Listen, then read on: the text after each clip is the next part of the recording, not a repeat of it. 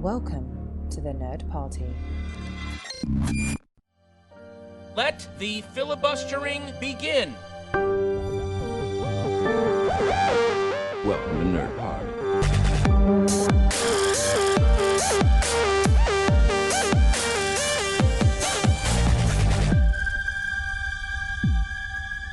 Hello and welcome to Filibuster here on the Nerd Party Network.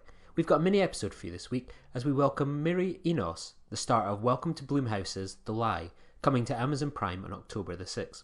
It's an anthology series in the vein of Black Mirror, Welcome to Blumhouse, which will be dropping 2 films on October 6th. Black Box, which is about a man who, after losing his wife and memory in a car accident, he undergoes an experimental treatment that makes him question who he really is. And The Lie, written and directed by Veena Sud, who was behind the American remake of The Killing. It stars Joey King as Kayla, a teenage girl who seemingly kills her best friend and whose parents, Peter Sarsgaard and Mireille Enos, who try to cover up in a series of lies that spiral out of control. And then the following week, on October the 13th, is Evil Eye and Nocturne, so plenty to keep you entertained in lockdown. I'm joined by Mireille for a whirlwind 10-minute chat about the making of The Lie, the series, her connection to Blumhouse, and much more. Hope you enjoyed the interview and be sure to check it out on October the 6th. What attracted you to the role of Rebecca? Well, I think I was more attracted to the story as a whole and this crazy, twisty journey that they go on, and this central question of to what lengths would you go as a parent to protect your child at this kind of vulnerable juncture, like at the edge of adulthood. I found things obviously about Rebecca that I really appreciated, but she's not the most likable person at the beginning of the film, which I think is an important part of the story. So my way in was more about this bigger central question, and also just Veena's kind of insanely wonderful mind that she loves to just like flip people on their heads and have them make extreme choices. It's an intense family dynamic. It feels truly lived in. We feel the stresses and strains and pains this family have gone through for years. How did you, Joey King and Peter Sarsgaard, develop that kind of family dynamic that feels so real? Well, we spent a chunk of time before we started shooting having lots of discussions with Veena present as well about the family dynamic. We would sit and read scenes, and then we would talk about the kind of family roles we were each slotted into, and the history of the dissolution of this family, and the resentments, and all of those kind of layers that are like years and years and years long, and then just hanging out. I knew Peter a little bit already from working together on The Killing season 3, so that helped a lot. We were very comfortable together. And then Joey is just like the most like lovable, gregarious, open, willing girl, so it was really easy to love her right off the bat. And she's so kind of bravely unattached to like beauty in front of the camera. She's just so willing to be exposed, and that it makes this kind of story, it made this kind of storytelling feel so real and lived in. The Lies part of this Welcome to Blumhouse, it's obviously a collection of work from diverse emergent filmmakers. How important is it for you to be involved in a project like this? Well, the truth is Blumhouse took this film on and was such an incredibly supportive producer from the beginning. Jason really gave us the reins. He just allowed Veena this incredible creative process without a lot of heavy-handed notes, or he just let her do her thing. And we were so grateful for him. He just kind of fell in love with this film and championed it. And for a very long time, we didn't know where it was going to find its home. We premiered at Toronto Film Festival, and then we shot it 3 years ago, and we weren't sure where it was going to find its home.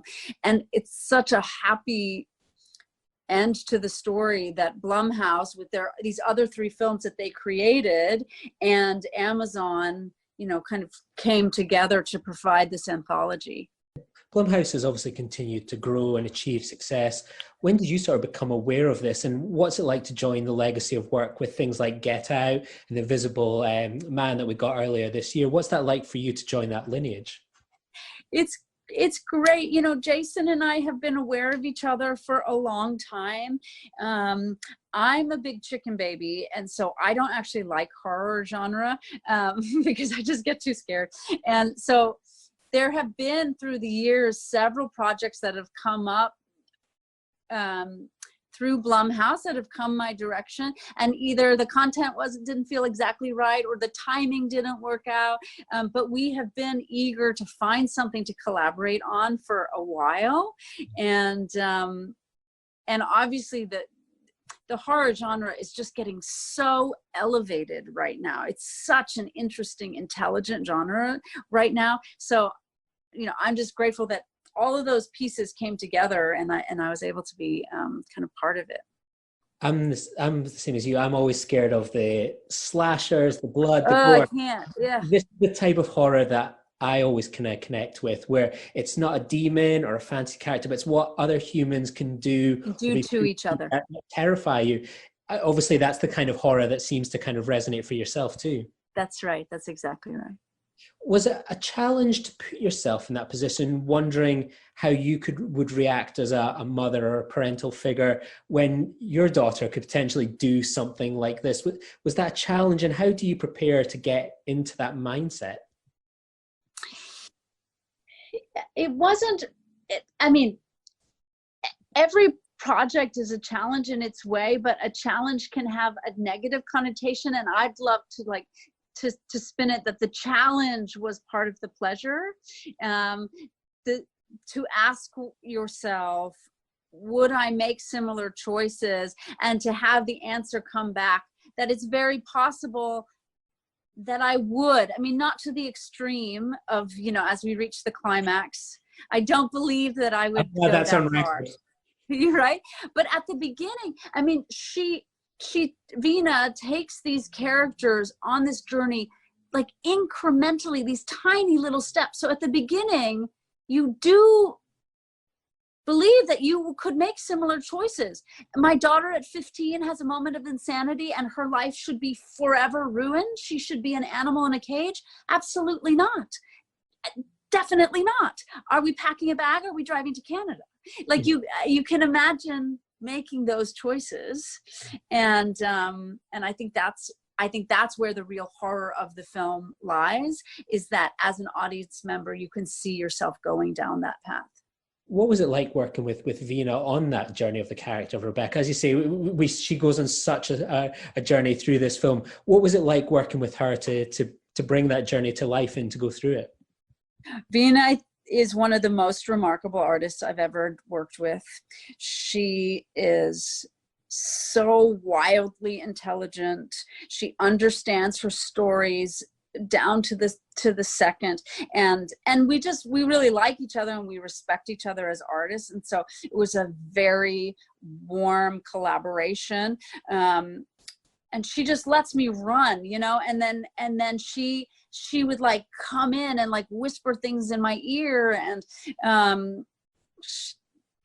I would do any project that Veena ever asked me to work on. Well, when you've kind of got that being pushed towards this kind of, dark place, how do you sort of look after yourself in that kind of potential role? Are you able to switch off at the end of the day, or are you able to go home and sort of unwind and relax? How do you kind of look after yourself in such an intense kind of role? It's never been a problem for me, that aspect of the work. I've always been able to compartmentalize, and it's strange to say, but there's pleasure in that kind of release through a day of work, where you get to take all of these very human feelings that we walk around with, but often have no place to put them, and you've got a place to put them. You just get them out of your body, in your day of work. And actually, I sleep very well at night when I'm shooting. Well, that's fantastic. Thank you so much and good luck with the project and everything to come. Take care. Thank you too. Bye. Bye. Join the revolution. Join the Nerd Party. Welcome to Nerd Party.